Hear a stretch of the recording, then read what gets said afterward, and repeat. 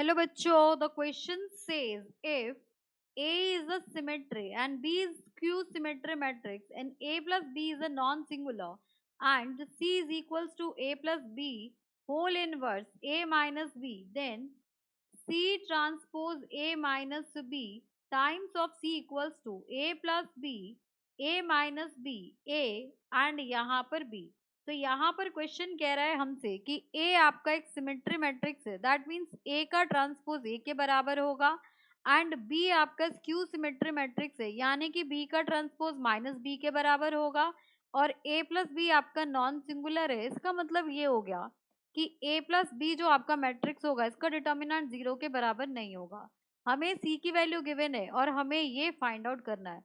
तो इस क्वेश्चन को सॉल्व करने के लिए हम यहाँ पर की कंसेप्ट यूज करेंगे. वो होगा आपके पास A B transpose is equals to B transpose into A transpose. अब यहाँ पर हमें इक्वेशन गिवन है C is equals to A plus B inverse and A minus B. अब यहाँ पर हमें तो वैल्यू ट्रांसपोज की चाहिए, तो हमें क्या करना होगा, इस स्टेप में हम दोनों साइड ट्रांसपोज लगा देते हैं. तो यहाँ पर देखिए, अगर हम दोनों ही साइड ट्रांसपोज लगा दें तो RHS में आपके पास ये वाला फॉर्मूला लग जाएगा. तो यहाँ से हम कह सकते हैं C transpose is equals to A plus B, यहाँ पर A प्लस बी नहीं A माइनस बी का ट्रांसपोज, यहाँ पर ये इंटरचेंज हो जाता है. तो ये हो गया आपके पास A माइनस बी का transpose into A plus B inverse इसका ट्रांसपोज.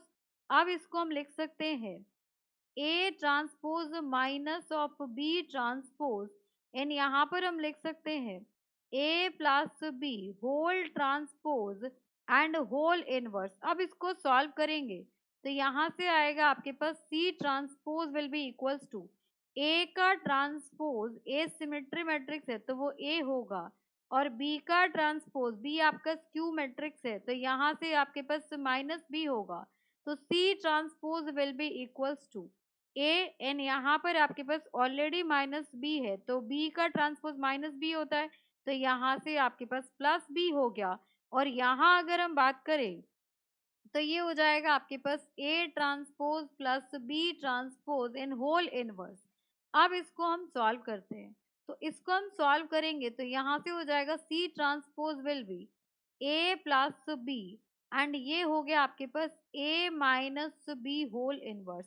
अब आपको वैल्यू किसकी चाहिए, C transpose A minus B into C. तो यहाँ पर पूरी इक्वेशन को मल्टीप्लाई इक्वेशन, इसको नाम दे दीजिए 1 बाय किससे मल्टीप्लाई करें, C ट्रांसपोज तो ऑलरेडी है that is A minus B times C.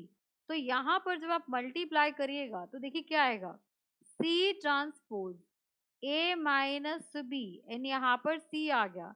RHS में भी आपके पास A plus B as it is A minus B का whole inverse into A minus B and C की वैल्यू क्या है, तो यहाँ पर देखिए C है आपके पास A plus B whole inverse and A minus B. हमें C की वैल्यू यही गिवन है.